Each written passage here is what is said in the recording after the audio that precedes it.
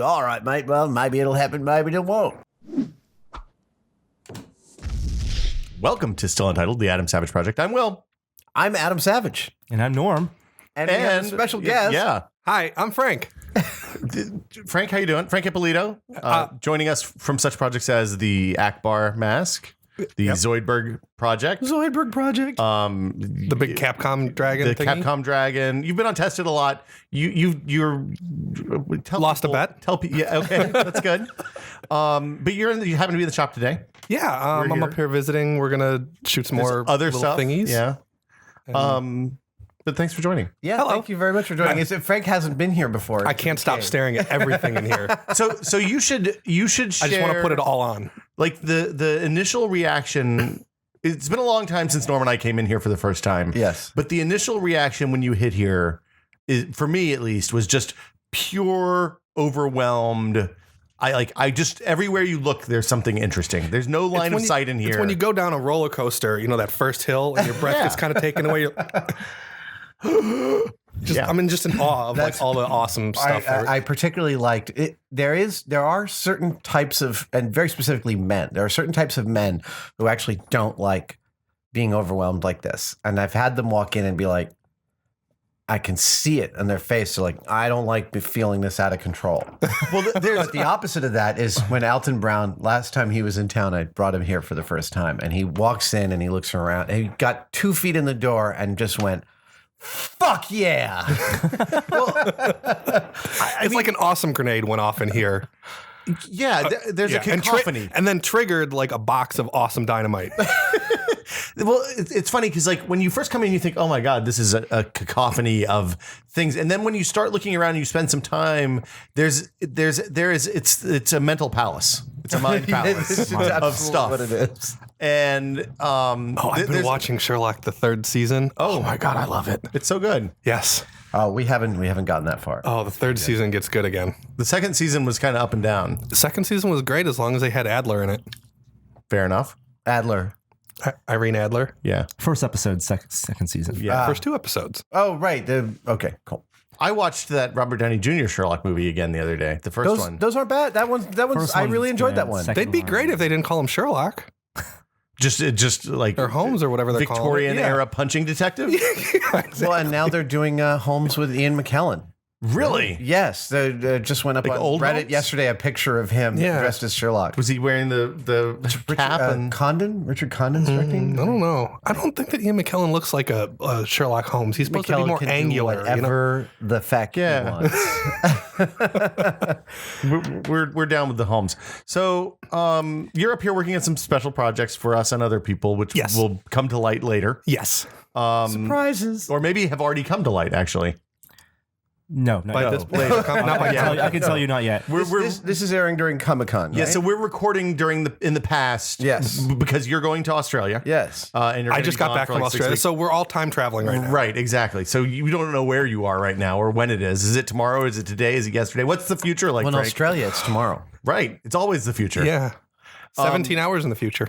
So we're at Comic-Con. Yes. Norm and I are there. and so am I. Yeah, I'm You're on your way. I'm on my way. Yeah. That's right. And at this point, you're a veteran of probably, 7 or 8 Comic-Cons? Something like that. I can't remember the first one, but yeah, it's something like that. Norm, you've been to... This is my 10th. This is your 10th. I'm at like 6 or 7. Frank, I've never counted, but I've gone to a bunch. Yeah, I just assumed. It is a slog. I mean, I don't mean that in any sort of unpleasurable way, but it is like... It's hard work having that much fun. Well, I will say David Mamet wrote some great books about various things, about their essays about his process. And one of the first 2 are called Some Freaks and Writing in Restaurants. And I can't remember which one he writes about the process of making House of Games, his first feature film. But he was astonished by how much work it was. And he described the process.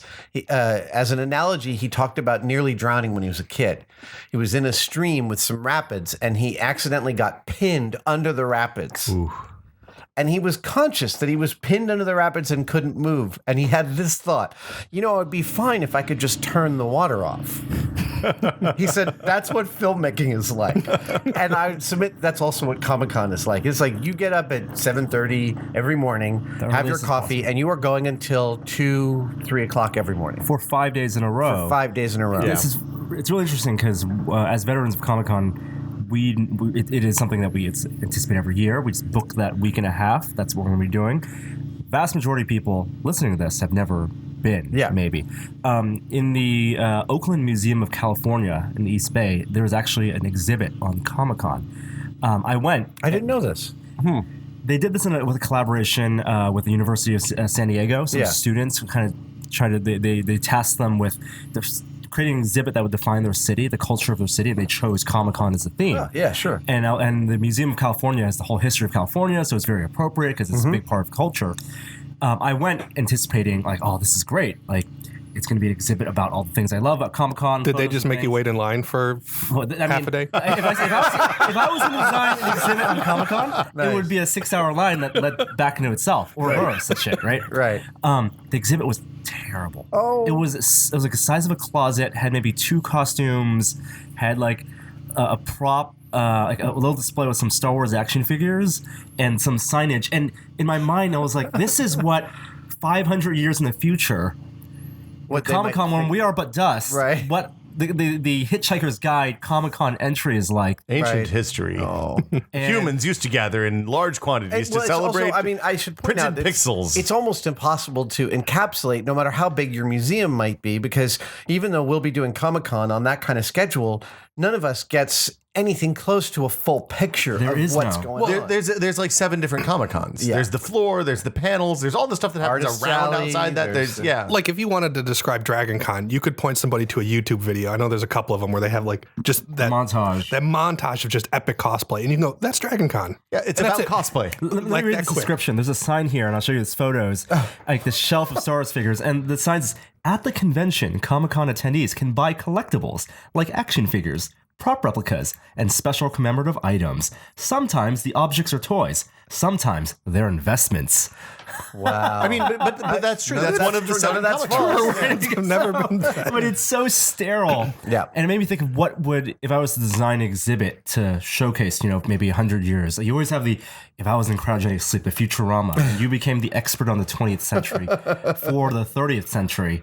How would you encapsulate that culture? Well, so I'll tell you, a couple of years ago, John Landis took me on a walk through Artist's Alley because he was telling me, "You're full of shit. You don't know Comic-Con unless you go into Artist's Alley." And he took me down Artist's Alley and introduced me to some of my favorite comic book artists who were just sitting there signing stuff at the tables, which is how Comic-Con began. Right. They're still accessible. And they're still totally accessible. And it is actually... It is the high point of Comic-Con to me to walk all the way to the back of the floor to the Artist's Alley where the real art is happening. And some of these guys are incredible, and they're part of the history of the reason Comic-Con is there. And you can actually interact with them, unlike way out on the floor. If somebody like Nathan Fillion or Robert Downey Jr. comes out to do an appearance, man, you can't get within 1,000 feet of them. Or you wait in line for 3 hours and you buy something to sign, and then you walk up, you don't get a hello, you don't get a hi, you put it in front of them, "What's your name?" Yes. Probably it's written on a Post-it note. And then you're through 3 seconds later. No photo. Exactly. A friend of mine, we were on the floor a couple of years ago, and there was I don't want to name him because he's a sweet guy, but there's It was Frank, wasn't it? No. There was a man who played a famous character in science fiction movie, and he was sitting there at a booth signing memorabilia. You're talking about the Hall of Forgotten Stars. Well, it was sort of like that, and he was signing memorabilia of this thing, and when you bought it, you gave him the money, and then he opened up this fanny pack and made change for you, and it felt so sad. I mean, and the guy is really sweet, like an amazing guy. There's a lot of that. Yeah, no, I know. Yeah. And also I will point out that like if you were on a 70s TV show and that's the main acting job you had, you've got syndication and then you've got the weekends of signing autographs, which are incredibly lucrative and make a very reasonable living doing this. There are entire conventions, not Comic-Con, but ballrooms that are rented out in LA where the ballroom is not adorned at all. It's just benches. Yeah. and you have people who are guest stars or were in that show, and they bring so much joy to the 20, 30 people who are still there who hang out, and they were friends, and people go every year. And they make reasonable livings doing it, which is also totally awesome. And if you had a show in the 70s before the people realized syndication was a thing, did those people make bunches of money because their contracts didn't include syndication? I don't know how that or works. do they get nothing? I honestly don't Yeah. know. That's a good question. But Comic-Con. Okay, so You know what? My Comic-Con experience is two things. But the biggest thing is the constant hunt to get invited or get ins to parties. yeah. It doesn't matter what it is. It's a giant like Easter egg hunt to try and find somebody that knows somebody that can get you on a list for something else. And then at the end of the night, you just get really drunk and try and sneak into some place, which is how I got into a couple of parties. That's where I saw you last year. Yeah, he got into the EW party. I couldn't get Cary Grant and Tori into the EW party, Frank, and that's a Frank pro. snuck in. Frank, that's a unique That was ability. some hardcore mojo there. I always have when it's time to sneak into parties, I go through three phases. I have like the bulletproof. I'm gonna just walk up and be like, "Motherfucker, I am Will Smith. Let me in the door." I know I look different in person, And then they look at me and Jade they is laugh. parking the car. And usually midway through the laugh, I think maybe I can just maybe I can finesse this. Hey, I have a website you might know, blah blah blah. And then it just goes to straight disappointment and personal. I can't remember. sadness. Have I told my EW crashing story here? No. On the podcast. Okay, so my first comic. You should set the stage for what EW party is. 'cause I Okay, bet so people don't know. every year at Comic-Con there is the party to go to, and it's on a Saturday night. And Entertainment Weekly. Entertainment Weekly throws this party, and it's crazy what it's like inside the Entertainment Weekly party. It's everyone you've ever seen in movies, and that's all who is there. I always kind of assume it's like a post Oscar party, but it's- more it's- casual. It's like that. It's actually more saturated than a post Oscar party because it's every medium. oh right. Right. and it's one party, And as it's one opposed to party. the five So parties. there's Elijah Wood, and here's the cast of Pacific Rim, and there's the guys from Workaholics. And I mean, it's insane. So first Comic-Con, I'm having dinner with my friend Bill, who created a big TV show. So he's going to the EW party, and he says, "Oh, you don't know about it? You should come. I'm sure I can get you in." He was wrong. Oh, So we got to the door. this was after MythBusters, though, right? This was after this was like Okay. 7 years ago.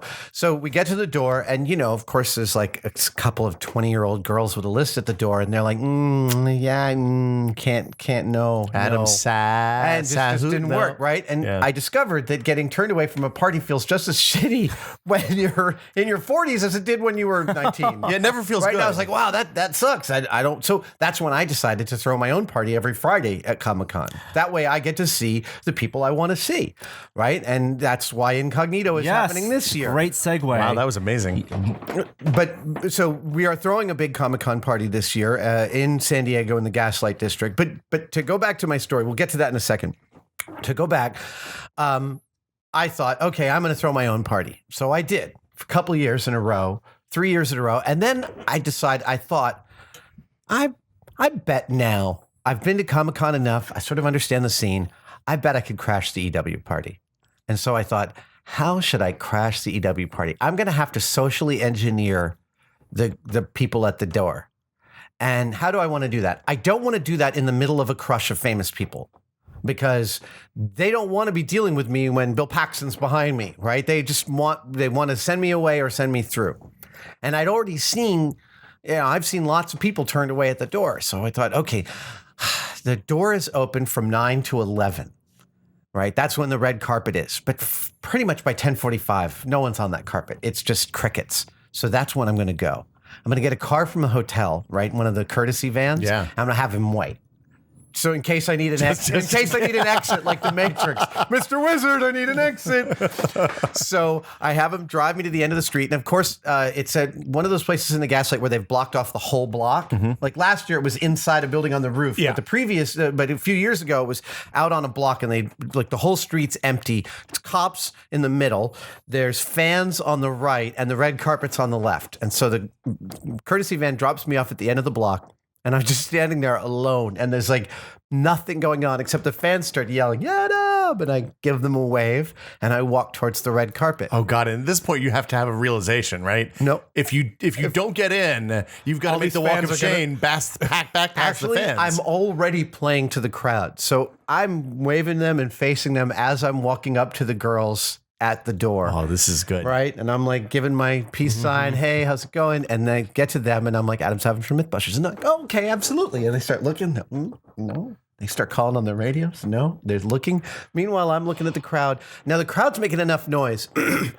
Along the red carpet, the red carpet is for press. So lining the red carpet are about 30 different news cameras with interviewers, and they're all on satellite feed and recording. Now, they hear the crowd, and it's empty, so they don't have anything else to do. They start looking over, and they see me.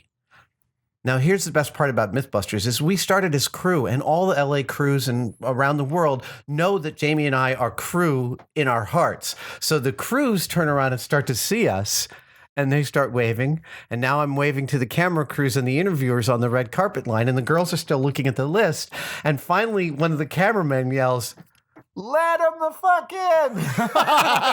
And all the cameramen start going, "Let him in, let him in!" And the crowd starts whooping, and the girl just closes her thing and goes, "Go ahead." Oh, that's amazing. That's great. And I walked in, and the first person I saw was Amy Berg, my friend who's a wonderful writer and producer of Eureka. Eureka, yeah.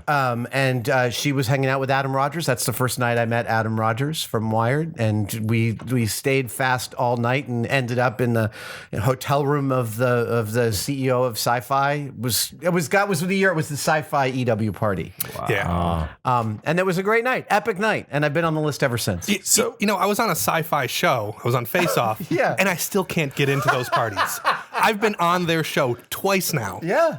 And I can't get in. I'm sorry. They judge people with beards. But You got in last year. But last year I snuck in with somebody else. Can you like cut in line like a hey, I know that guy? And No, then I just chat and walk. I was holding a drink and I Cut just and beelined chat it and in. cut? Chat and cut. Yeah, chat. Yeah, I just beelined in like I was supposed to be in there, and we got in.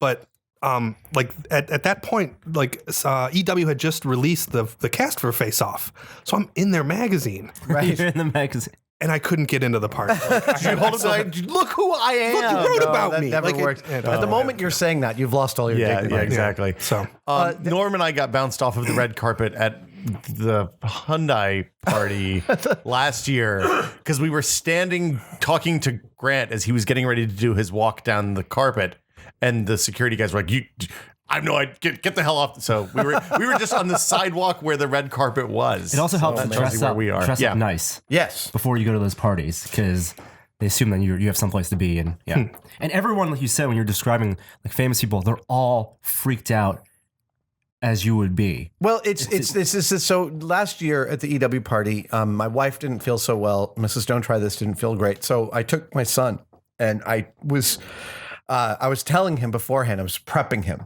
I was like, it is going to freak you out to be in this room. That's okay. Everyone else is freaked out too.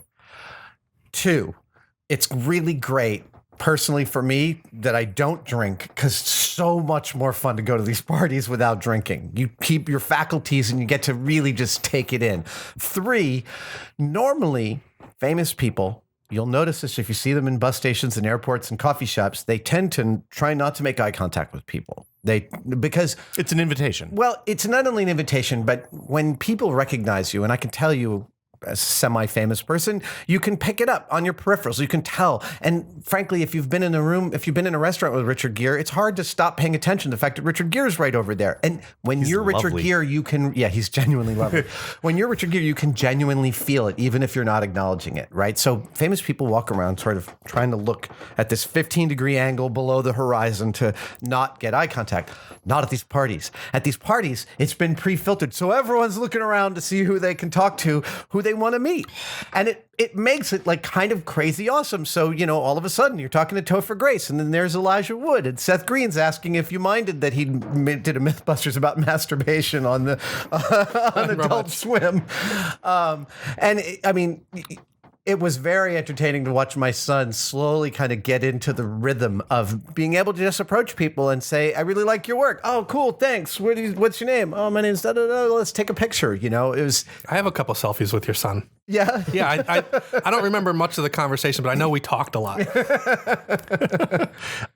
Okay, so you mentioned something important back there.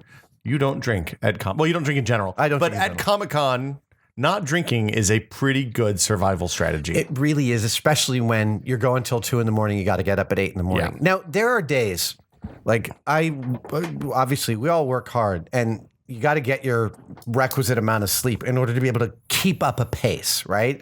You can bust out with 5-hour nights of sleep for a couple of weeks at a time, but eventually you're going to peter out. You're going to get a cold or something. Well, or you're just going to get slow. Yeah. Yeah. So I work really hard to get 7 or 8 hours a night. There are times, however, when I know that tomorrow's thing I've got to do is so much freaking fun that I could go on 2 hours of sleep and won't make any difference. And Comic-Con is kind of like that. Like every day is so packed and so awesome that I generally get only 4 hours a night. But the only way that works is by not drinking. Well, and You take naps, though. You take naps at Comic-Con. I do. Yeah. naps are important. I take baths and I take naps. Hotel baths are the best baths. Well, so yeah, my technique is I take the hottest bath I can. It's about 116 degrees Fahrenheit. Ooh, It's Japanese. crazy hot. And I get out and I'm like all red like a lobster. And I lie down and I let myself air dry. Yeah. On a towel. It's just picture it, people. Oh no! And then I fall asleep while I'm air drying. Yes. do you No eye contact. do you turn the air conditioning way down? I do. Because that's my move. Is like the 60-degree hotel room. Yes. Yeah, yeah. Exactly. And I definitely don't make eye contact. You have to post a picture on Twitter in the post-bath refractory period. I was telling years ago, Jamie Heineman, before he settled on the beret, wore a bowler. I can see When that. he was in the Bahamas, he needed a hat, and so he wore a bowler. And at one point he goes, yeah, there sometimes, it gets so warm, there'd be a whole week goes by where I'm not wearing anything but the bowler. Happy birthday! Thanks everyone. for the visual, Jamie.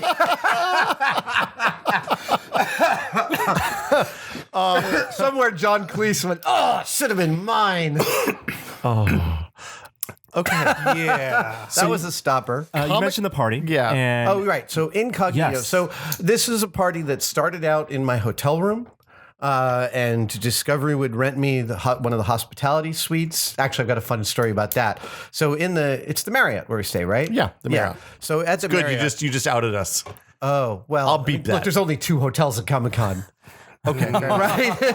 I mean, Wow. there are lots, but there's only 2 that bank hey, walking there are distance. 2 called the Marriott. So Oh, really? There you go. Yeah. At any rate, Bleep them all. the hospitality suites Bleeping are everything. these corner. Just say corner Marriott a few rooms more that- times, please. The hospitality suites are these corner rooms that are really, really large, and I would get those and throw a party in the suite, which is you can only fit about 75 people and be really crowded and really. I've fun. been to one of those. Yeah, this was a really fun party. The last year that I had one of those suites, we now go with a slightly smaller suite because we're throwing the party in a We have a venue. We have a place. No, but last time you threw it was in the restaurant. Right. That was the last Discovery year that Discovery was paying for us to be at Comic-Con, and that was so we threw it in the restaurant down in the hotel. That was really good.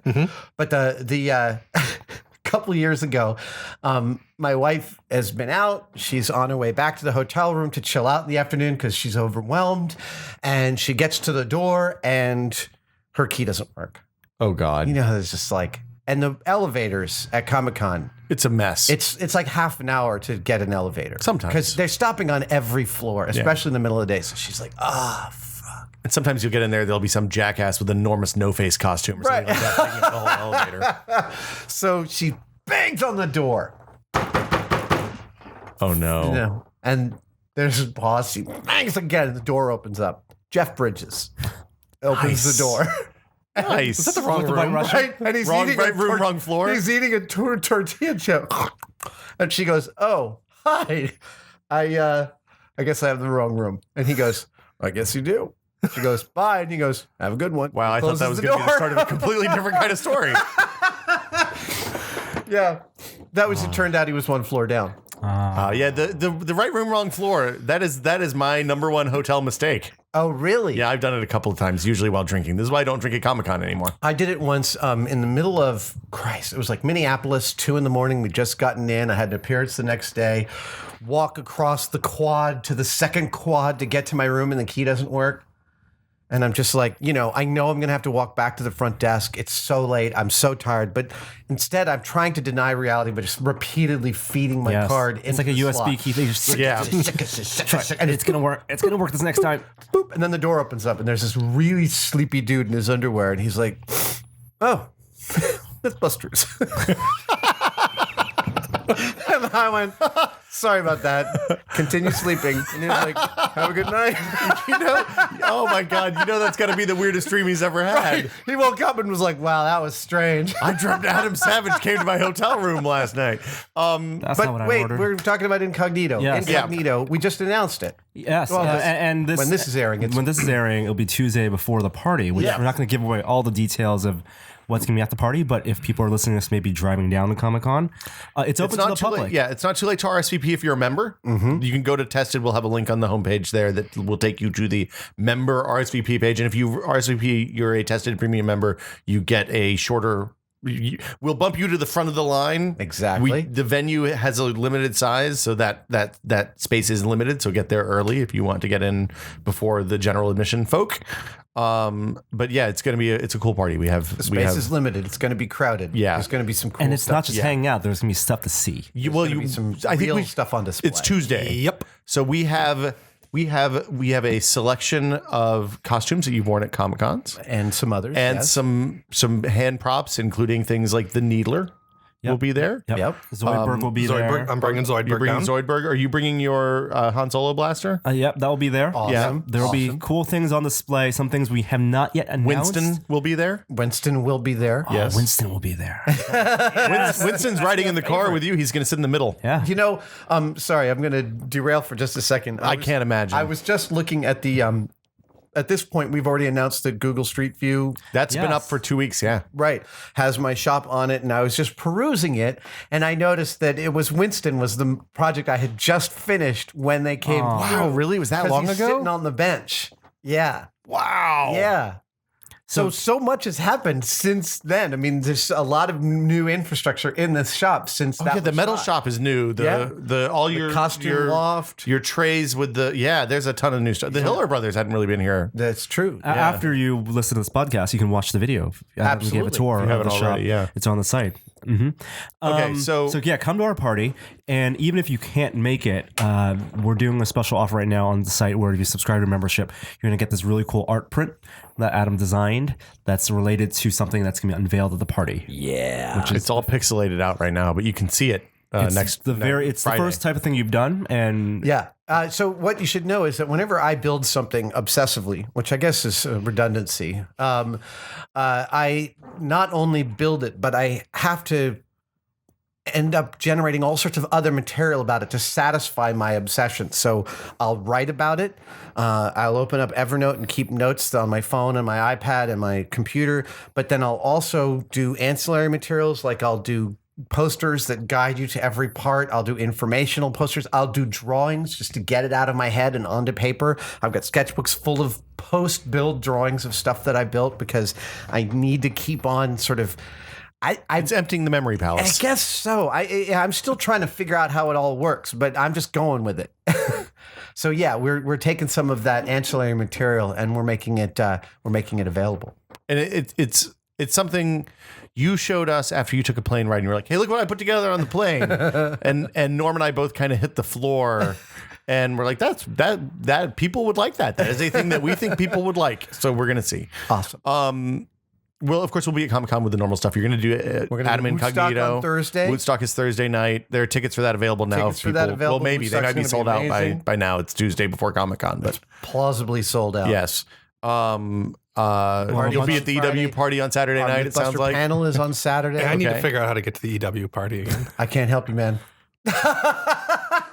hey, you've been on Face Off now twice. Yeah. You could try walking the line and If you waving. why don't you make yourself a Tom Cruise mask and just walk the Make the yourself- carpet?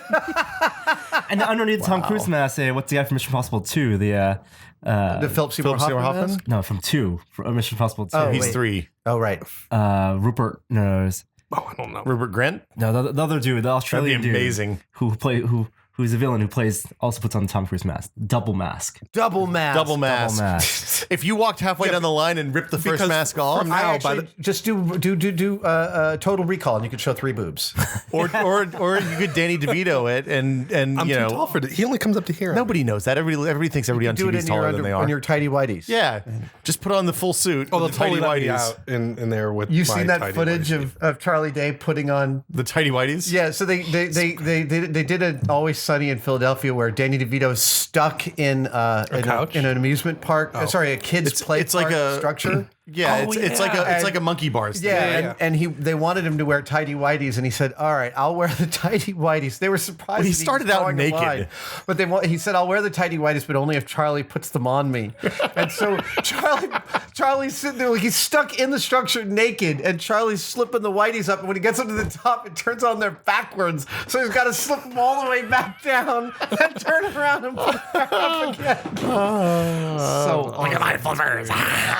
Yeah, no. yeah, you should go as Danny's date. Oh yeah, no, I don't. sure he'd take I don't you. think Danny's going this year. No, No, he didn't go last year either. shoot. You Yeah. should totally. He used to have a booth. I used to. I know. used to work I there. went there a couple of years ago.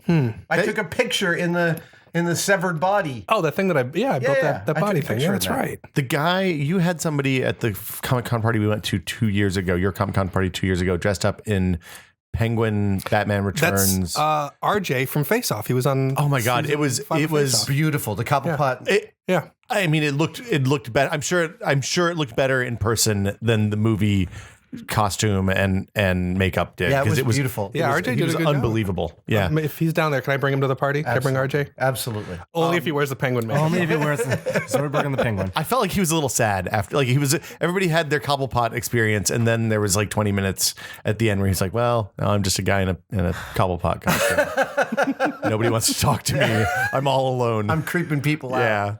Yeah. Let's Comic-Con survival tips. Comic-Con survival. Wash tips. your hands. Don't touch your Oh my face. gosh. Deodorant. No, it's very specific. Deodorant. If you've ever played pool, seriously, you learn never to hold a drink in your left hand because that's your bridge hand. You don't want to get it wet. Yeah. By the same token, at Comic-Con, where I'm shaking hands with thousands of people, the trick is shake hands with your right hand, touch your face with your left. You've got to have a barrier, and it works. I generally don't get colds from meeting people. The Julianne Moore advice from Contagion: never touch your face. Never touch your face. If you never touch your face, you'll stop getting sick. I tell you though, Really? never touch your face. Have you tried not to touch your face? Yeah. It's a freaking. I wear nightmare. glasses and I now, have a beard. now all I want to do is touch my face. Just if you have to touch your face, wash your hands, then touch your face. Oh, Contagion. You know what I love about Contagion is Jennifer Ely. I know this is another Jennifer derail. Ely? She plays the scientist in the lab, the brunette female scientist in the lab figuring stuff out. She's most famous for playing the lead in the BBC 6-hour version of Pride and Prejudice, which we talked about a couple of weeks ago on the adaptation podcast. Yeah. Jennifer Ely. I heart Jennifer Ely. She's good. a great actress. Don't From Contagion. don't touch your face. Don't touch your face. Take multiple pairs of shoes and wear different pairs of shoes every day. And I mean, alternate days that you wear shoes. Why is that? If you wear the same pair of shoes 2 days in a row, then and you're walking 20,000 steps, Oh, you're going to gosh. hurt yourself. Yeah. Yeah, and pace yourself. I mean, really, you got to try and pace yourself. So, like, you get back to the hotel room around 4 or 5 to chill for an hour before the afternoon festivities. Don't try to do everything. Don't try and do everything, but go ahead and approach people who are wearing awesome costumes. They're wearing them for you. Yeah. It really is. It's part of a theater. And if you want to interact with somebody in a fun way, they're totally down with it. That's one of my favorite parts about the depth of the cosplay isn't just look at me. It is come and play. Yeah. It really Respectfully. is. Respectfully. Absolutely. Also, by the way, don't creep out on the hot chicks wearing the heroine costumes. Fuck's sake. Yeah. Yeah.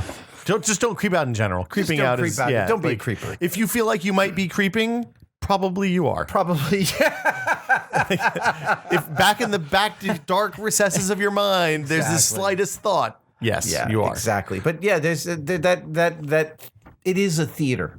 it is absolutely a theater, and it's a completely different kind of theater than you've ever experienced. And something I learned from going to Comic-Con with you, Norm, is that people who are in costume, if you want a picture, ask them for a picture, and they'll give you their pose. Yeah. They'll give you an awesome picture.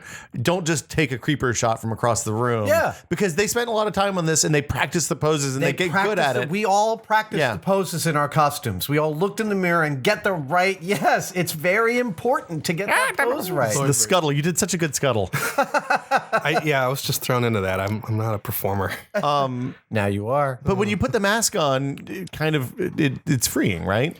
Yeah, you're not yourself anymore, so you could just kind of goof around, and nobody knew I was in there except for you guys. So That's the thing. It's liberating. yeah, a little bit. There's just it's a whole yes. Well, I'm like going to I'm reskinning Zoidberg.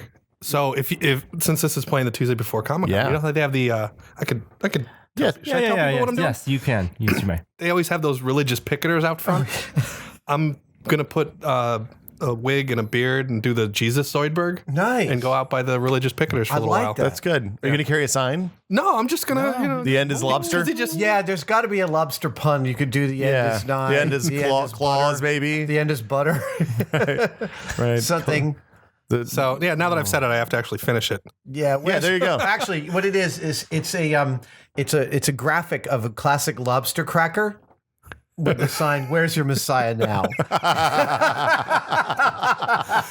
All right, we There you gotta go. make something. I suppose, And on that then. note, On that note, we will see you at Comic-Con either virtually or in person. Yep. And if you can't make it to the party, we'll have some video and photos. Absolutely. There will Yes. be tremendous amounts of ancillary material from our trip to Comic-Con. And we're just to be clear, we're showing something that's never been shown before in a completed state. Absolutely. Yeah, it's going to be very cool. And you'll be doing incognito on probably Friday and Saturday or At least Saturday. one incognito. Yeah. Maybe two. Maybe two.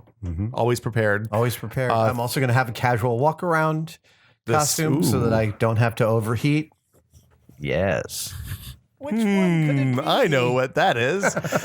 We will be back next week with a post Comic-Con edition of yes. Still Untitled. Until then, if you like us or don't like us, leave comments, feedback. Reviews on iTunes are always welcome. Comments on the site, comments on YouTube. It's all good. We appreciate it and we read it all. We do. Thank you guys so much. Thanks for coming by, Frank. It's Thanks good for to have having you me. here. This is fun. Absolutely. Yeah, we'll see you guys next week. All right. Bye. Bye.